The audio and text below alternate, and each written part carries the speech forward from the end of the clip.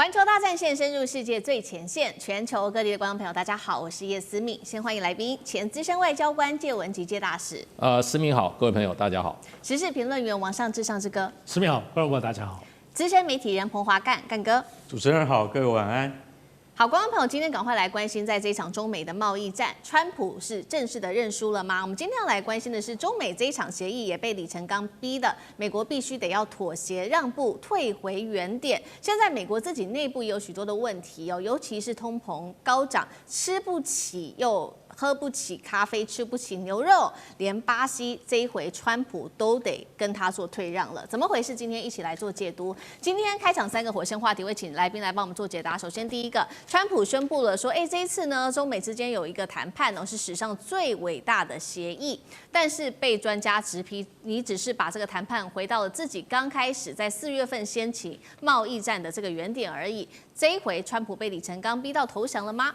第二点，我们今天要来关心的是，确实现在大陆有可能就稀土来这个暂缓他的惩罚1年。川普这一回则是拉着澳洲、抱着日本跟东协国家一起，希望能够来生产稀土。这是真能摆脱中国卡喉的命脉吗？还是美国只是在延长被勒索的一个时间？另外，今天也会来关心到的是，美国的物价民生已经越来越高了。川普的美国优先现在变成了民生地狱，不管是在牛排或者是咖啡的价格越来越高。这一回他向巴西低头了，是贸易政策上面他终于又是再度的 tackle 了吗？今天都会一起的来做解读。好，川普的亚洲行这一回呢都还没有结束，但是已经在北京面前低头投降了。川普他高调的宣布说，在这一场中美贸易战，我们已经达成了历史性的一些初步的共识。接下来呢，我们会取消对于中国本来要加征的100%的关税，来换取中国大陆对我们延后1年实施稀土的出口管制，并且他说呢，中国会恢复采购美国的大豆，也会配合打击芬太尼的走私。看似之下，好像是川普在高调的宣示说，终于有一个重要的外交胜利。但是专家一句话打脸，这个协议啊，现在看起来根本就只是让美国回到了当时贸易战开打之前的一个状态了。为什么这么说呢？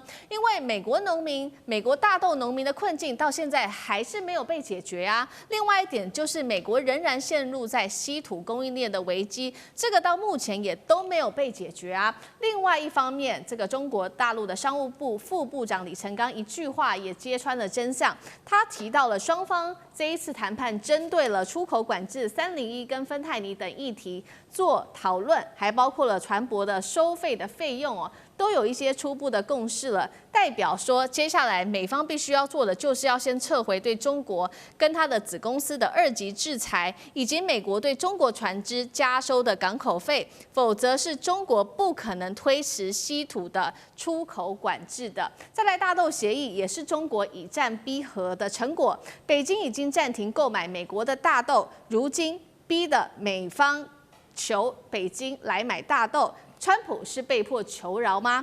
今天节目一开始来特别请教大使了，这一场这个川普宣布的重大的外交成果，结果被专家打脸说你只是回到贸易战的起点，4月份的起点，这是川普认输了吗？李承刚的话来做解读的话，到底中美之间达成了什么重要的协议吗？大使怎么看？应该是回到这个4月，或最起码是去年9月啊，也是就是这一次中美高层的有关贸易协议的上一次的那个结论，所以呢，其实李承刚的讲法是比较这个怎么讲呢？比较像外交式的讲法，就变成他会触及了这些问题，还有出口管制、301关税、芬太尼船舶收费哈，他说达成共识。那这些部分的话，那贝森特就没有出来讲了，达成什么共识？因为这个船舶收费部分，这个是这个今年9月15，在这个在斯德哥尔摩会谈以后啊，美国又外加的东西。那中国大陆任何人去跟美国谈判，一定会说你9月15到14到15，在当时做那个协议之后的行为的话，你都应该要撤销，就包括这个船舶。那301关税的话，也是美国一个新的议题啦。那如果美国要准备在301上对中国大陆跟美国之间在就是2021年就是说川普1.0时候达成那个贸易协议啊，要开始算账的话，那这个问题很严重。所以我觉得就是说，以中国大陆谈的立场，一定是回到我们9月14跟9月15才达成那个协议哈，我们回到那个原点之后，你美国外加的任何措施你都要收回。是，我想这个是一个很公平的一个谈判的方式。另外一方面就是说，这个中国大陆要换的话，那事实上的话，我觉得额外给美国的就是什么？就是这个就是说这个稀土的这个管制，全产业链的管制。那问题我一直在想，就是说，你用稀土的全产业链管制，把它缓息1年，1年以后它成，那美国付了什么代价？这一点，这个贝森特都不敢提。那我觉得这个部分现在双边这个李成刚讲的比较清楚。我们现在下一个阶段就是把这一次的双边谈判的共识我们回去走另外一个程序，也就是审批的程序。你今天贝森特，你也不敢说我们今天谈到这个我们美国就买单。李成刚也不能说美国各自抱回去，川普要去同意，然后习近平要去同意，同意以后才会有30号的在韩国的习川会。那到目前为止，一直到昨天，中国大陆的外交部发言人记者问到他了，他都没有说习近平要跟川普见面了。对，他说这个问题我们在磋商，有进一步消息我们会告诉你。是，今天几号了？28了。对，对不对？29。那不可能30号才宣布吧？所以就这1-2天，那一定是什么？中国大陆习近平还没有说我要见你之前，还有很多事情要弄清楚。那这种就是说这一次谈判，我觉得美国大概是这一段时间，川普上任以后跟中国大陆在贸易谈判上可能是最困难的一次。是，中国大陆立场非常强硬，因为就是说，光就经贸问题来讲的话，中国大陆已经讲得很清楚了那么要打就奉陪到底，而且今年9月到9月为止，我们看统计数字，美国市场只占中国大陆所有对外销售的10%了。短短一段时间就已经把从14到15%变成10了，所以中国大陆事实上在快速跟美国的市场在脱钩那做最后我今天卖了100块钱，我只有10块卖到美国，我到最后10块也不要了。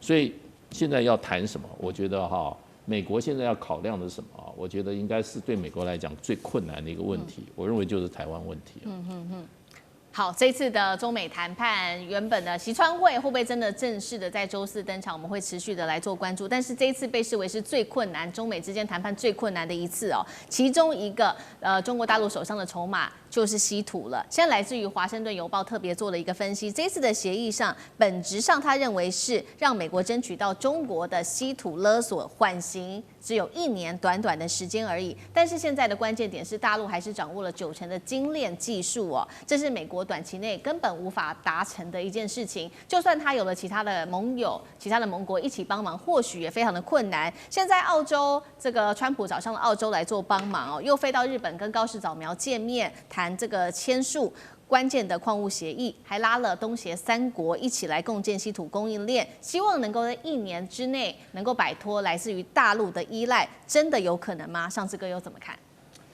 我想在今天我们录影时间当中的上午呢，高市早苗跟川普见面，那当中谈了很多东西，也会签了很多东西。其中最让我侧目的，就是在美日双方签了一个确保稀土供应的这个联合声明。那这个东西很微妙那为什么这样微妙？因为我个人认为，整体评估，美国虽然很希望在最短时间之内，川普说希望1年之内就可以摆脱有关于稀土方面被掐脖子的部分的难关，但是当然众所皆知，全世界所有的专家，包括资本圈都说不可能。但我认为大家特别注意日本在稀土方面的这个特别的角色，我认为很值得未来在我们的节目里头持续观察下去。为什么呢？因为我们首先来看眼前，在中国大陆最近这一波发布了有关于虚投的全球管制，我们放眼看全世界的所有的工业密集的部分的国家有实力的，只有一个国家非常淡定，就是日本。日本在这方面对于中国大陆的管制没有什么太多的反应或抗议，或者有很多的焦虑。那么在观察家包括资本圈也都发现到了。那主要的原因当然还是在于对于稀土。中国稀土这件事情，全世界最早感受到掐脖子的，其实就日本。而且早在2008年，日本自己本身的产业调查的白皮书就提到稀土这件事情是很重要。而且在2010年，当时就发生了中日的稀土的很大的争议。当时中国就掐住日本的稀土，早在2010年。所以，也就15年前，日本跟中国就发生了稀土的冲突。从那之后，其实我们就看到日本有很多积极的动作。首先，它在全世界，包括秘鲁、包括澳洲，都开始在找有关于稀土本身的矿源，在签合作，就如同美国现在在做的。他们15年前开始做了，还有日本自己在挖附近他们海底本身的海底里面的稀土。好，重点来了，找得到稀土矿源、提炼技术的。我们都知道，日本其实在各方面来讲，跟德国一样，是少数除了中国之外，有比较好的提炼分离技术的这个国家。所以这15年来，到底日本发展了多少？但你说真的很厉害，不知道。但因为毕竟里头有2大的日本的这个他们的短板。因为稀土上次提过，第一个要高能耗，对，第二个部分要高化学污染才能够分离那么多，包括所谓的轻稀土跟重稀土，尤其重稀土是非常非常污染的，所以这个在日本这岛屿国家是承担不了的。好，所以但是日本我们都知道，这些年来，它10几年来不断的在储备它的所谓的稀土的储备，跟中国买，跟到处买，所以它的国家的储备力可能有，甚至眼前有能力分一点，供应一点给美国。所以在这次的跟川普签约里头，是不是有这样的态势？而且我最后要提醒大家，除了日本这些技术之外，有没有可能日本针对它未来投资美国的5500亿当中，排配比较高的比重放在稀土产业，不在日本，比如说在美国呢？因为他们可能有比较接近中国的大陆的技术，而且把这一块的金额一旦放在这里的话，我认为是美国欢迎。我认为高市早苗在这一波针对稀土有这么样的重点，在这次直接送给川普，应该是有备而来。我们等着看日本在整个中美稀土战当中，未来有没有一点微妙跟关键的角色。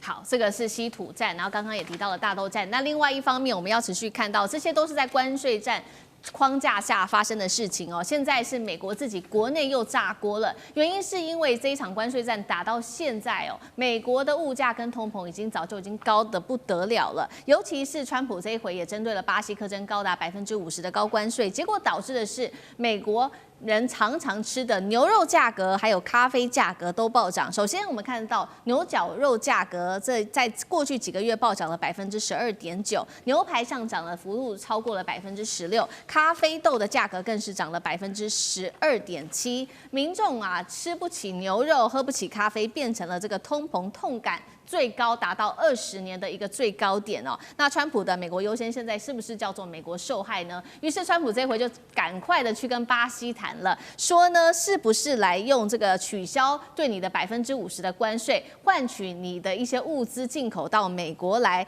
被视为是对巴西又塌口了。干哥怎么看？好，这又是 TACO 嘛 ，TACO 对不对？对，我把你弄得很高不是，我把这事情就是说关税弄得很高，然后造成市场的恐慌跟波动，那你当然股市就下跌嘛。下跌之后呢，我们现在又来，我们来谈一下啊，让它那个指数再反弹回来。这种阴谋虽然说我们现在查不到证据，但是我们听说川普家族就常常搞这一套，对不对？到底家族之中赚了多少钱？这个有待以后的调查。我觉得总有一天会水落石出。可是现在讲的是国计民生，你现在国计民生怎么办？现在因为牛排大家知道是非吃不可的，尤其对美国人来讲。但是他从2016年以来，美国国内大家要知道，美国自己本身是牛肉最大的出产国，它自己本身是全球最大，就像它是最大的石油蕴藏国一样，它从不开采。那但是现在从2016年以来，它9年的时间里面，他们说现在美国能够处理的牛只是9年以来的最低，就是大幅下降。为什么？因为老实讲，第一个是因为价格问题，第二个是因为关税的问题，所以本来都是从巴西进口嘛，现在要收50%的关税，好啦，那我可以跟你讲啦，那我们就不进口牛肉给你们了。所以他现在连8个月的牛肉都涨价，都涨价的情况之下，我跟你讲，现在还有一部分是被卖场吸收，但是那个好事多他就讲了，最多到明年初，吸收不了。对为什么？还是给你们消费者，你们要转嫁，你们要被我们转嫁。现在我们有到就是说一般这个消费者，其实我们在这个台湾的市场 ，Costco 是一个就是好事多是一个非常夯的一个平台。那我们自己去买，像我们自己去买那个牛肉啊，不带骨的那种牛肉片有没有？我一看就知道，那个价钱就涨了。虽然不高，但是你就有一种感觉，因为经常买的消费者就有一种感觉。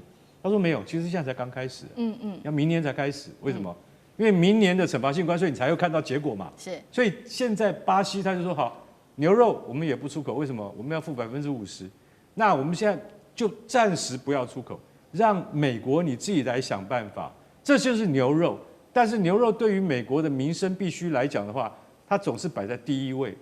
其实它比咖啡还重要。讲到咖啡，咖啡更惨。咖啡你知道现在怎么样吗？我们先不要讲巴西，我们讲从 Costa Rica 啊到那个什么到非洲的喀麦隆，从美洲到非洲，因为美洲跟非洲的咖啡农不像巴西的咖啡农那么大户哦，他们都是属于比较个人化的那种商户。他们说现在不出口了，为什么？因为我们出口咖啡我们赚不到钱啊，对不对？我们现在一定要付美国那么高的关税，算了，我们就不卖给美国了。那现在怎么样呢？他们都不卖，巴西也不卖，而且巴西不卖，巴西还很快乐，你知道为什么吗？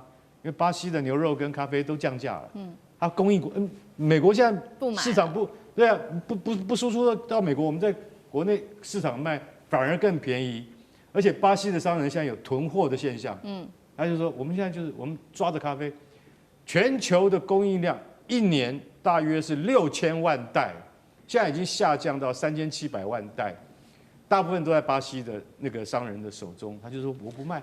那你想想看，美国人起床第一件事情就喝咖啡，没有咖啡可以喝，怎么行呢？对，星巴克已经讲了，一样，到明年年初你们就知道下场。为什么？现在我们还不让你们看到，但是到了明年初，你就会发现说，原来早上喝咖啡变成一种奢侈的行为。好，谢谢干哥。那我们休息一下，马上回来。地缘政治、美中之争、战略价值、强权崛起、小国生存，现在与未来洞悉事件走向，掌握世界脉动，全球观点尽在环球大家。